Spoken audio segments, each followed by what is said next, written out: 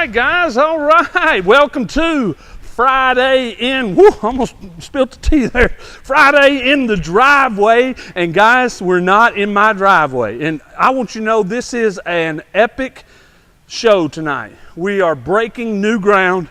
We're actually having Friday in the driveway inside. I'm actually at Park Hill Baptist Church in North Little Rock, Arkansas. This is where they have their youth services.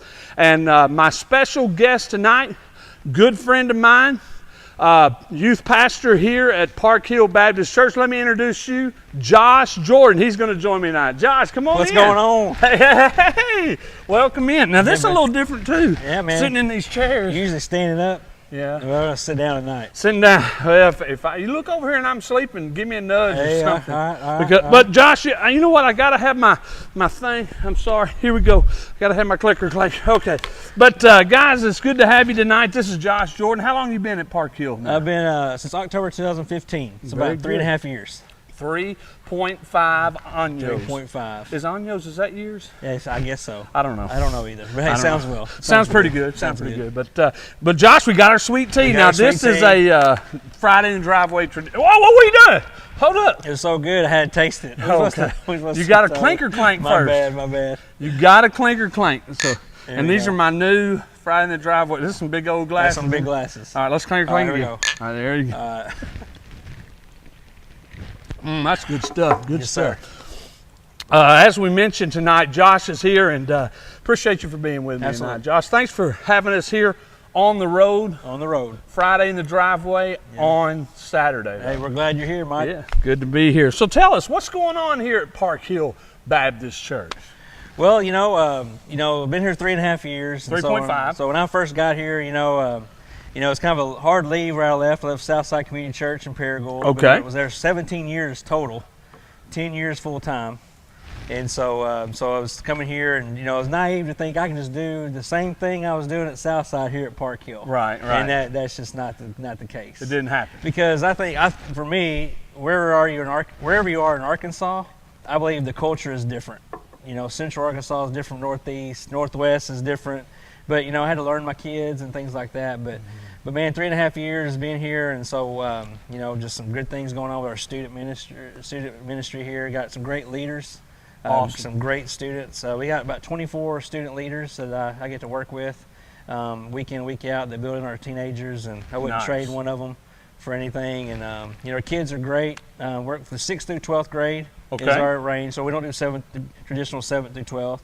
We do 6th through 8th, and we do some mission trips, camps, DNLs, all that stuff. All that good stuff. You mentioned 6th graders, so I think our schools, do they consider 6th grade now, junior high? Middle school. Middle school. So okay. 6th through 8th grade, usually middle school, and then 9th through 12th, senior high. Now I found this out. I didn't think about this beforehand, but you mentioned Southside Community Church. That's in Paragould, Arkansas. Yes. That's just a little south of Marmaduke, which is where we were with Kim Bridges a few weekends ago.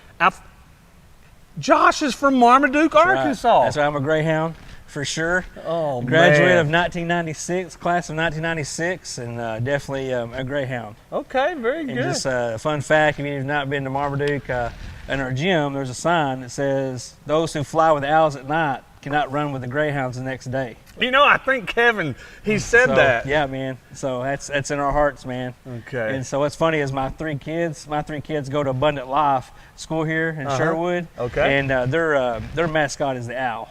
And so, So now you're rooting for an owl. Yeah, I guess so. Anyway. But so tell me, we were talking a little bit before the show, and you kind of talked to me about your conversion experience, about how you came to know the Lord and in Marmaduke and so forth. Can you tell me a little bit about that? Growing up, I grew up in church all my life. I mean, since I was a little kid, and a lot of influences in my life. Mom and Dad, took me to church. My grandma Richie, my family is very influential in my life. Yeah. And went to church, went to camps. I did everything. I mean, I love church. Right. But the knowledge that I had was up here and not here, and so grew up at Marmaduke First Baptist. My dad was my youth pastor, so that was So your dad was youth pastor at the church? At Marmaduke First Baptist. Okay. So it was funny. at times. And so, me and my dad are just alike. He's probably watching. And hey, Dad. There's a lot of times where he had to. I was the student in the back. Yeah. That talked and carried on. Yeah, carried on and had a good time. Yeah.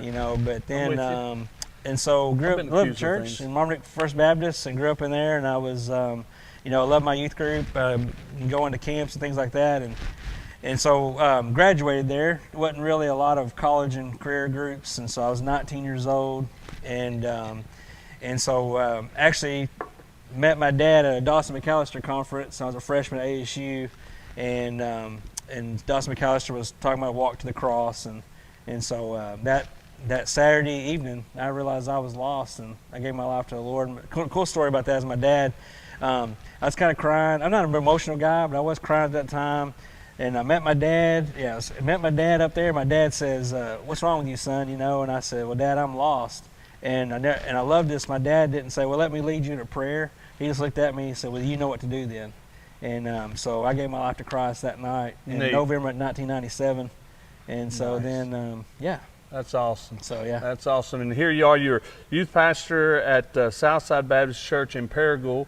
From 2006 to 2015. And Pastor Charles Stoddard's a pastor there Charles now. Stoddard's a pastor there. Troy Gramlin was my good friend. Yes, was before kind of him. started the church. He did start the church. Okay. And funny thing about Troy is going back with that. My dad told Troy I wasn't really involved in the church, age of 20, and I remember him at a camp. He took me on a golf cart and talked to me about coming and visiting Southside. And so, and I went to Southside, started visiting, got involved in ministry there, got called in ministry at age of 20, and then, served there for 17 years, volunteer and full-time. Nice. And then the Lord's led you here to Park Hill Baptist Church, the Living God in Christ and Moses. Never thought I would be at Park Hill Baptist. God, brought me here. I played ball here in 94, 95 at the Brotherhood basketball tournament they used to host, and Dad would bring me here, and we'd play in here, and so I got some pictures of that, but, 20 years later, I'm serving here. Yeah. And so it's crazy. Crazy. It is crazy. Well, what's it like? I was in youth ministry back in the 90s. Yeah. And early 2000s. And now we're here in 2019. Yeah. Well, what's it like ministering to teenagers in this digital age and tech? Because I can remember when I was a youth minister, we had cell phones, but not everybody had a cell phone, and the cell phones we had were like Star Trek, they flipped open, Yeah. Or you had a bag phone. I had a bag phone. Did you have a bag phone? My dad had a bag phone, did. and it cost a lot of money to use that, but I thought it was big time. We had like 250 minutes. Yeah.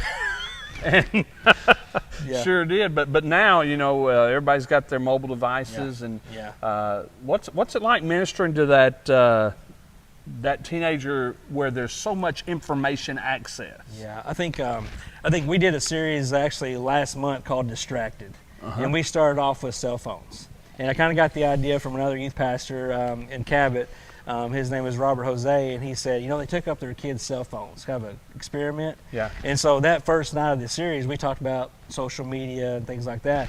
And so they had their phones out, said, bring your phones out, and we had a couple questions on the screen, and they got to interact with it, and it showed the results. And then we said, hey, now we want you to turn in your phones. And man, you can just hear the gasp. Yeah. Like, oh, what? Like and so we took them up, we had them in a box right here, and I was speaking, and we had our adults over there texting their numbers. And so texting their numbers, and bad thing about it kind of backfired on us because a lot of them had it on vibrate, and so they wasn't dinging a lot. And kind of on me, I was right here, and they were dinging on me. I could hear it, but they couldn't. Yeah. But it just shows how much that they are in their phones, and then also the distractions that even as an adult, I literally can be addicted to it as well. Sure. And it's not just students; it's adults as well. There's times where my wife or myself, or my wife mainly said, "Can you, put that down?" And we're so addicted, we're so connected. They said in student ministry, but I heard it one time who said this, but we're the most connected but disconnected generation. Ooh. And so connected. We're the most connected, but the most disconnected. And the most disconnected. Because we're not having interactions like this. Yeah. We're having interactions through our phones. Sure. And so you get a group of teenagers in a room sometimes, or a group of people, and sometimes there's conversations going on, but it's all through the phone and not one-on-one. Yeah. And so, It's and also with that, with students being that, is that you can use it to your advantage because they're on there, to give them updates, use social media in a positive way, like quoting scripture. Right. Here's the events we got coming up. Here's some things you need to know. And so we use that to our advantage. But at the same time, as we know, anything that can be used for good can be used for bad as well. Sure. And, it's a tool. And you can use a hammer for good or you can use a hammer for bad. That's right. That's right. And we want to take captive that. But you know what? I agree with you that I think we really have to work hard at being sure that we're connecting personally, and not just electronically. Yeah. And that you got to do that because, and I'll tell you why I think that's important. I think it's important because you don't connect with God on a technical aspect. You connect with God personally. Yeah. So modeling a personal relationship is going to help us to, set an example for being relating to God personally. And that's one thing, not to go too much into myself, but that's one thing I strive on, and I try to be relational. I do relational student ministry where, I want to know all these kids' names. I want to know what they're involved in. Oh, dude. I want to know what they like. And so when you learn the kid's name and what they really like, you can connect. Now, I know that having the leadership that I do, I cannot personally connect with every kid that I have in my student ministry. Right. That's where the other adults come in. Sure. Because it helps with that. But, relational. Like when I first got here, even I'm very extroverted. And so even some of the kids, junior high kids especially, I would, talk to them and their faces kind of like, and that's why I say I was naive. I just come from a place I was there for 17 years where everybody knew me. Right. To a place that they didn't. And I learned a whole lot. Sure. And so anyway. Well, now a lot of your ministry here, you were talking to me too, and you got your hat on here. Is about your what's that? It's a Men of Integrity Fire Pit. Men of Integrity, and that's a relationship building deal. Yeah. Talk to me about that. Well, we started this thing 3 years ago, and it's just basically we had a fire pit, and we came, and I kind of led that the first year, and then we do it from first Monday night in October to the last Monday night in March, and so we kind of ended our season this now, and this is our third season, and Sweet. to do it. And the second year, last year, we kind of kicked it to our students, and we said, hey, this is your group, and so the students would bring the devotion every week. I mean, we saw kids praying for each other. We saw kids. It didn't matter if it was a senior or a sixth grader around the room. Sixth grader might share something like, hey, I'm struggling with this, and all of a sudden a junior or senior would say, hey, I struggle with that, and they kind of got some input in that. Well, then, and so we kind of Men of Integrity, go with Proverbs as our main theme with 4:25 through 27. It's talked about, don't stray from the left to the right, but keep your focus on. And but being men of integrity, and I think it's such a need in our culture today, in our world, that we're seeing a lot of ladies, a lot of women in the home be the spiritual leaders. Right. And we really need men to step up. And so that's my whole motivation with that. Well, our girls, last couple of years, they've been kind of, hey, what about us? And which, so sometimes it's, easy to do something with the guys, but some adult ladies they started this thing called Fireside Chat, and it was every other Sunday night, and they started this year, their season, and it was awesome. I mean, to see those ladies come together. Sure. And about 4 or 5 adult ladies meet with these ladies every other Sunday night and build into them, and they've really grown together. And so that's 2 things we have, but I love it. And so we kind of kill it in March to kind of get warmer, but it's good to change it up and start back in October. And kind of give it a fresh start. I think that's cool, man. Yeah. When it comes back around, let me know. Yeah, we have guests. We have guests, kind of like you have me. We have guests come and speak. So and this built into the guys. We've had an older fella come. We've had our pastors come and speak. Cool. And we've just had different people come and build into our guys. Nice. So yeah. Well, that's awesome, man. And I just appreciate what God's doing. And I appreciate your heart, man, and all that good stuff. And when we think about youth ministry, I was in youth ministry for a long, long time. You're still at Super Summer, Arkansas. Yeah. You even mentioned Cedar Glades Baptist Camps. Wow. Yeah. That's where Troy got to talk to you, right? That's where he talked to me on a golf cart and grabbed me on a golf cart, and You know, Dad talked to him and said, "Hey, Josh is not involved in church." And so Troy took me a little trip and said, "Hey, I heard you're not in church." And, you know, and I'm thankful for those conversations. Right. Yeah. You never know. Yeah. And so. And you know what? I think, I know you have, but it's just real neat that your dad, you know, he kind of went incognito there and said, "Hey, Troy, do something for me." But that's exactly what you needed. Oh, bless Sorry. you. Whoa, take it here. Well, that's a good one. That was a good one. Up high on sneeze. Right here. It's pollen time. It is. It is. But tonight, in closing, I just want us real quickly to think about, you know, whenever I think about youth ministry, and when I was in youth ministry, Josh, I always went back to 1 Timothy 4:12. Yeah. And where it talks about, well, let me read it to you. It says, Sure. It says, "Let no one despise you for your youth, but set the believers an example." And it mentions in speech, in conduct, in love, in faith, and in purity. Mm-hmm. Now, before I launch into, you know, this deep theological Sure. Bible study, no, I'm kidding. I'm not going to do that. Yeah. But we were kind of talking about that.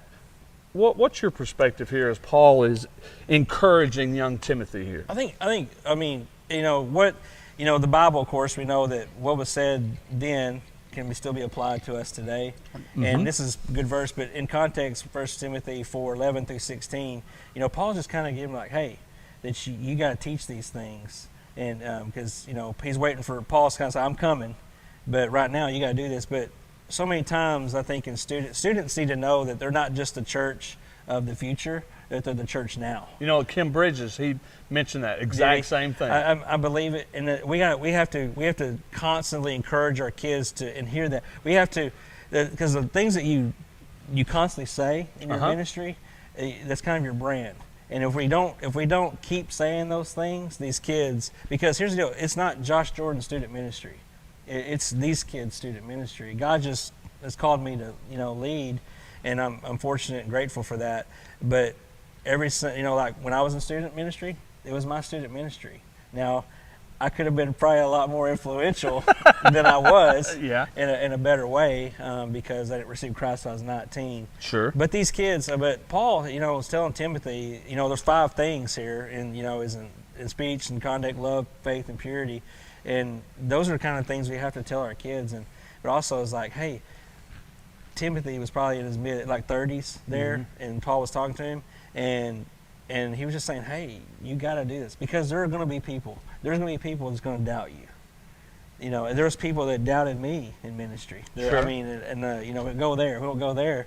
But you know what I'm saying. Yeah. But you got to hold on to what God has called you to do. Sure. And then keep your focus on God. Right. And if we don't, that's where we get off track. Sure. And so when teaching these students, we're just living in this distracted world. But going on with what I'm thinking is we have to tell these kids, hey, just because you're young. I love it when a 6th grader, you just never think, like, what's a 6th grader going to do? Sure. Is it really going to lead? And all of a sudden they'll spout out something that you said, or spout out a scripture that was read at fire pit, or they'll just mention something and you're like, wow. And so I think even these young kids in our student ministry have to hear that, hey, the church needs you. Sure. God wants to use you. God used young people all through the Bible for his purpose. Absolutely. And he still wants to use young people for his purpose now. And we have to encourage that. Mm-hmm. We have to walk this journey with them and say, hey, just because you're young. And if we're all honest and be humble about things, there's things that we're teaching these students, but God has showed me some things through students' lives. That's neat. In that regard, and it's awesome to go back and look at that, and how many students that I've ministered to in the last 20 years. Wow. And of course, there's good times, a lot of laughs. Yeah. Yep. There's some tears. There's some heartache, and these kids, some of them are hurting. Yeah. We have some hurting teenagers. We do. And they need to be encouraged and loved on, and say, hey, life's tough. It is. And, you know, you mentioned with young Timothy here, you know, that first part of that passage where it says, let no one despise you for your youth. And my dad always shared with me, I looked it up, and he always said to me, what that means is don't give anybody a reason to look down on you. True. Don't, and you know what, that's what I kind of want to drill into my kids' head is let's not, and the Bible here says that don't And it doesn't matter if you're young or old, really. You know, No. it's as a child of God and living your life, don't give anybody a reason to look down on you, Sure. especially in your youth, because sometimes young people get they get a bad rap sometimes just do. because they're young. They do. And right here, Paul, God is saying, hey, don't give anybody a reason to look down on you, but you set an example. And I challenge, if you're watching tonight, and with Josh here, maybe some of your teenagers are going to be watching tonight. And if you're a young person, I want you to know you're not too young to be a leader, to set an example. And Paul here says, these are the things that you're to set an example in. First, he says speech. And, you know, that's what we proclaim. That's kind of what we're proclaiming here. What we say. The New King James Version says in word. In word. And that can mean, that refers to our conversations about understanding God's word. So we can set an example. And that's what we're talking about, that sixth grader. Yeah. Pop something That you wouldn't think they would say. Yeah. It's like, wow. Okay. Yeah. And not only does it say in speech, but it says that in conduct. And that's self-explanatory. That's just the way you live your life. Yeah. This is about what you do and why you do it. So our actions include even conversation, because I think King James uses the word conversation. Yeah. And then like conduct, I mean, we have to, like the social media world we live in, Come when on. you post things on there, there's people like, even in the future, when they look for a job, they're going back on their social media and saying, oh, and look at these kids. And these kids don't realize, oh, I did post something like that. Yeah. And so, you know, Twitter, Instagram, Facebook, you know, Snapchat, all that, it's the dangerous playground. It is. And like I said, and we got to be careful, but conduct is a big deal. It's a big deal. It's Yeah. a big deal. So it says in speech, in conduct. Thirdly is in love. And guys, that's just, we need to be an example of God's love. However God loves, that's how we ought to love. And it's an unconditional love. And then in faith, and that's our Christian walk, how we, you know, what we believe about our Christian life. And like I say to you teenagers, as you guys are still in a position where you can be a leader and you can demonstrate. King James uses the word spirit there, talking about spiritual things. And then lastly, it's in purity. And you know what? It's a big deal. It was a big deal when I was a kid. It's a big deal when you was a kid. It's a big deal with these kids. Is that, guys, if you are going to be right with God, and it's not just kids, it's adults too. It's adults too. But if you're going to be right with God, then your life needs to be a life of purity. And we're, guys, let's just be honest. We're talking about physical. We're talking about sexual purity. We're talking about the purity of what our minds think about and what our hearts desire. That's what it is. So, guys, as Paul encouraged young Timothy, tonight I'm encouraging young Josh. Yeah. Josh. Yeah. Hey, don't give anybody a reason to look down on you because you're young, but man. you keep setting Are you the saying example. I'm young? You are. Man, that's awesome. Son, look, I'm half 100 years old, so I know you're a lot younger Hey, than what's I am. funny is one of our students say this. He was in the back. His name is Johnny, and a great guy. He said he's a good athlete. And I said I'm 40, you know. And he goes, what?